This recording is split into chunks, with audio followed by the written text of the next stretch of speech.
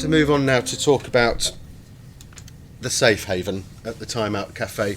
Now, some of you may have heard of this. It's had quite a bit of national attention. We've been on the One Show. When we started in April 14, there was nothing like it in the country. So it's an out-of-hours mental health crisis service which is open 7 days a week, including bank holidays, so 6 till 11 in the evenings and 12 till 11 at weekends.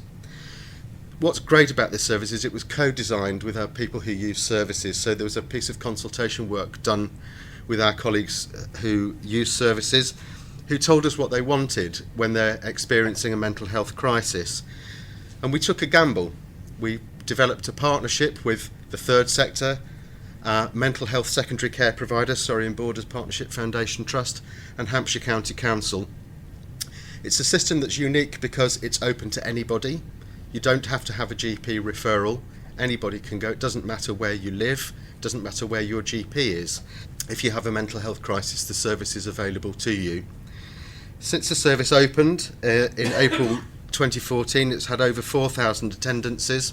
It's been widely praised by the police and ambulance service, who also take people there as an alternative to A&E, and people use it as an alternative to going to accident and emergency. In its first year of operation, it reduced acute psychiatric admissions by 33%, and that was independently validated by mental health strategies. But that, in terms of cost, represents about a £500,000 saving across our footprint in terms of those reduced admissions. It's an award-winning service. It won a Health Service Journal Award, and there's just a little bit of artwork. I'm on there somewhere. I think I'm the one at the end. It says Nick. And this was a piece of work that we did with our partners and our people who use services.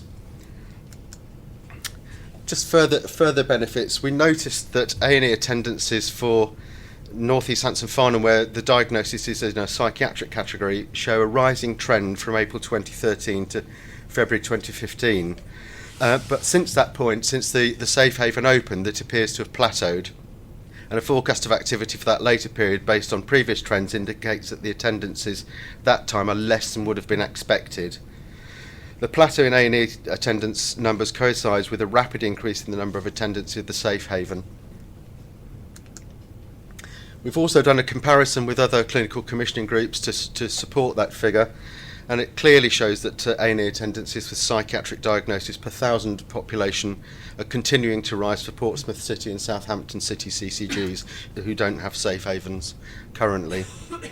Most critically, the Safe Haven service users have increasingly reported that their attendance at the service is an alternative to A&E. We have some wonderful stories from people who use that service, who said it's changed their lives, that it's helped them to manage their mental health crisis. They don't feel that there's any pressure on them to attend their community services. It's a safe place to go. They get support there. There's secondary mental health specialist support there if they need it, but also professional third sector mental health professionals who can support them. We've noticed that as more people have attended the Safe Haven, the people are saying that they're using that more as an alternative to going to accident and emergency, so where they would perhaps end up with in liaison psychiatry or self-harming or taking an overdose. They're going to the Safe Haven and they're able to manage their mental health crisis better without having to resort to other coping strategies. So a whistle-stop tour, but I'm sure there'll be questions which I can answer. Thank you very much. Cheers.